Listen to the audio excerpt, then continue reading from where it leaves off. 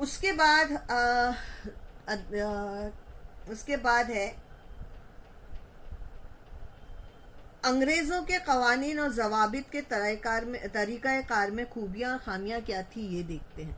इन लोगों ने किए तो सही है सारी चीज़ें, लेकिन इन लोगों के इस काम में क्या क्या चीज़ें हो रही थी, हमारा कितना नुकसान हो रहा था और उनका कितना फ़ायदा हो रहा था, ये देखते हैं।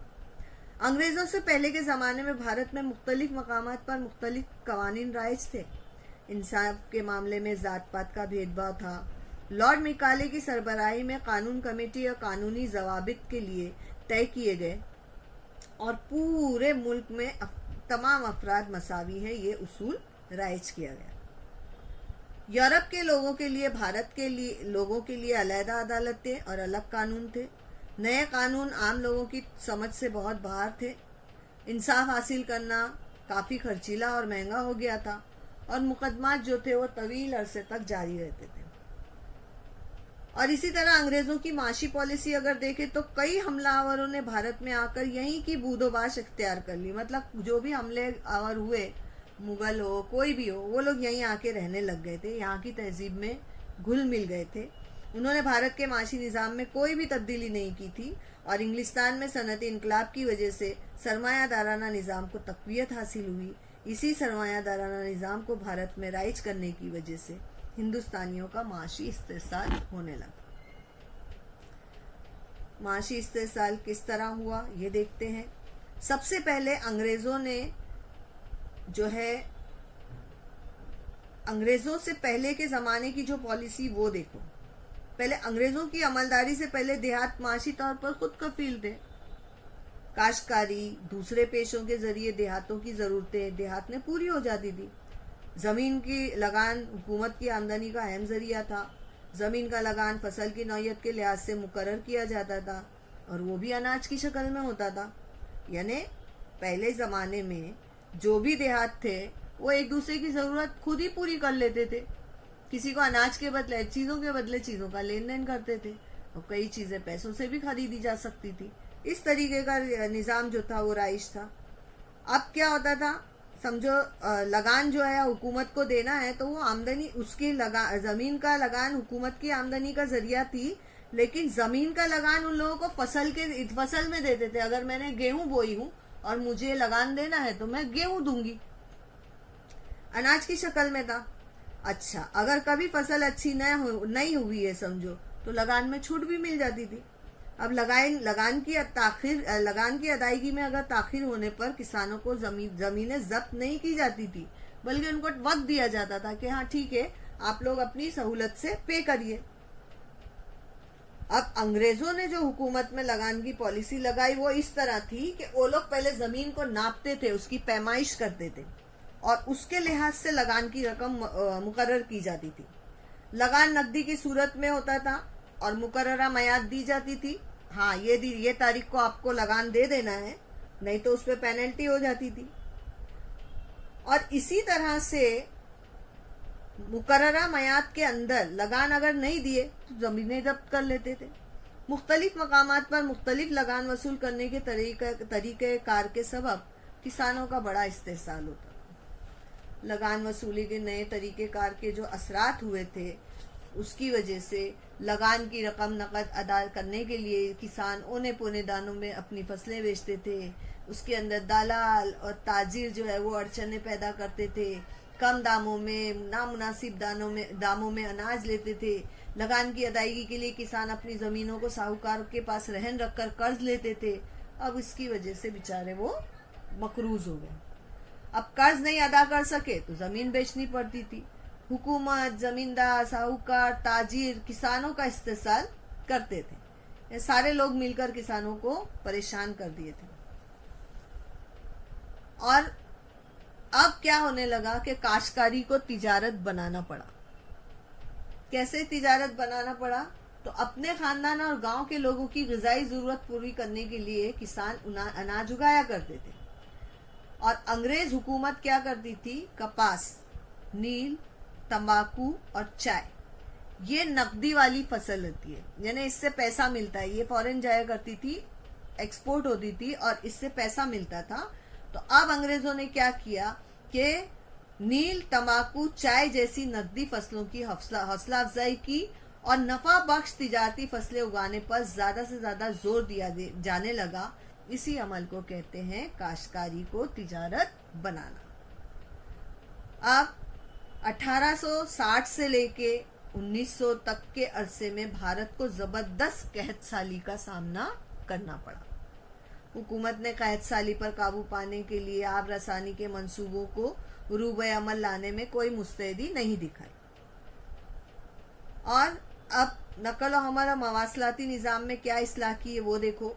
कोलकाता और दिल्ली को जोड़ने वाली कौमी शाहराह तामीर हुई। 1853 में मुंबई थाना के रास्ते पर रेलगाड़ी चलाई गई। लासिल्की पैगाम रसानी के जरिए भारत के अहम शहरों और फौजी छावनियों को जोड़ा गया। डाक खाने का निज़ाम शुरू किया। नकल हमल और राब्ते के जराए उनकी जराए की वजह से लोगों में इत्तेहाद और यकजहती का जज्बा परवान चढ़ने लगा। इन सब चीजों को लेकर भारत की सनत और हरफत को जवाल हासिल हुआ। अब वो जवाल कैसे हासिल हुआ हम ये देखते हैं।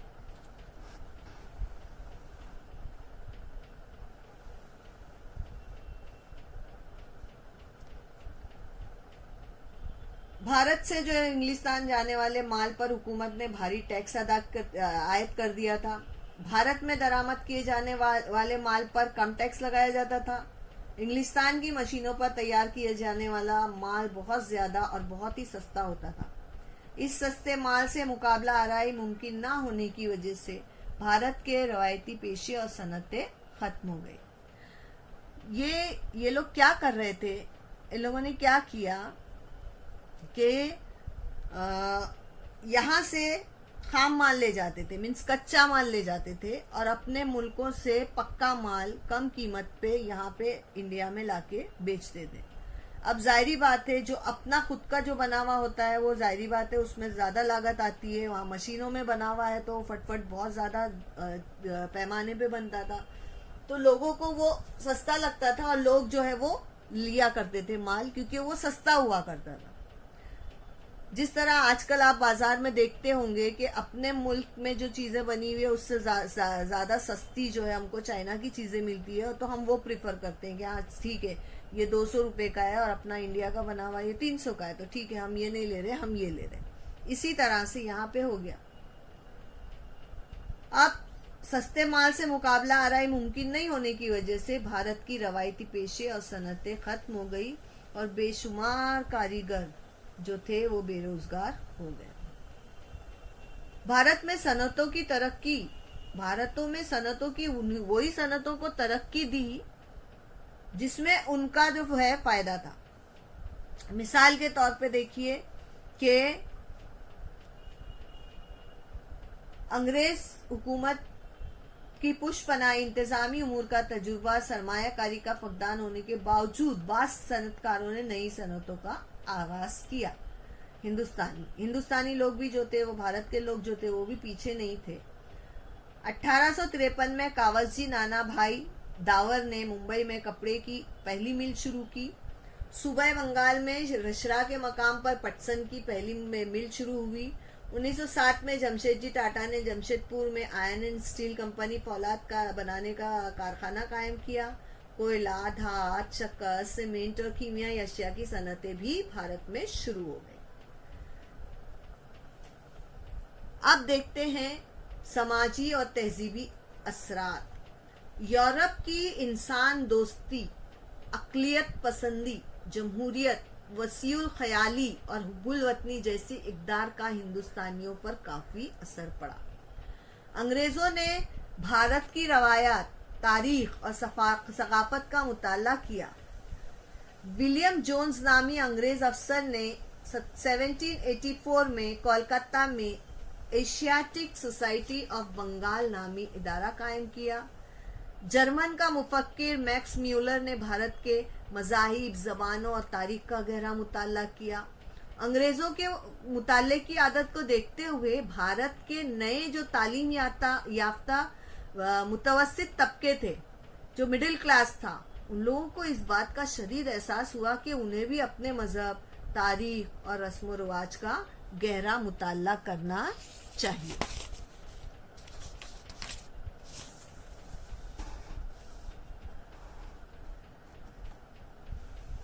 इसलिए उन्होंने 1829 में लॉर्ड बेंटिंग ने रस्म की सती पर पाबंदी आयद करवा दी।